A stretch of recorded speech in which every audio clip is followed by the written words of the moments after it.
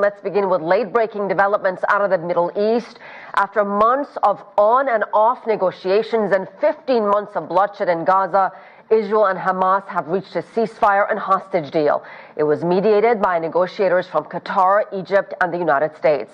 Qatar's Prime Minister Mohammed bin Abdulrahman Al Thani announced a deal in a news conference.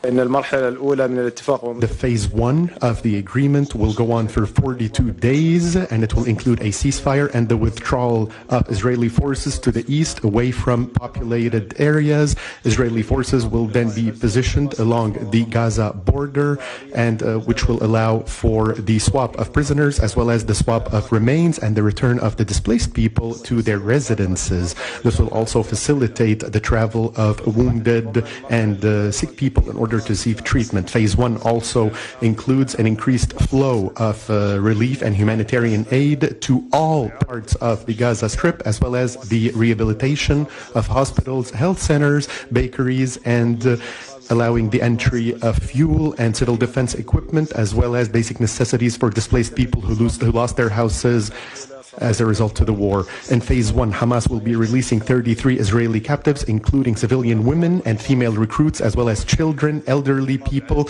as well as civilian ill people and wounded, in return for a number of prisoners who are being held in Israeli prisons. Regarding phases 2 and 3, the details will be finalized during the implementation of phase 1. The state of Qatar reaffirms the necessity of both sides committing to the implementation of all 3 stages of the agreement in order to prevent civilian bloodshed and in order to shield our region from the consequences of this conflict and ensure that we have lasting peace in the region.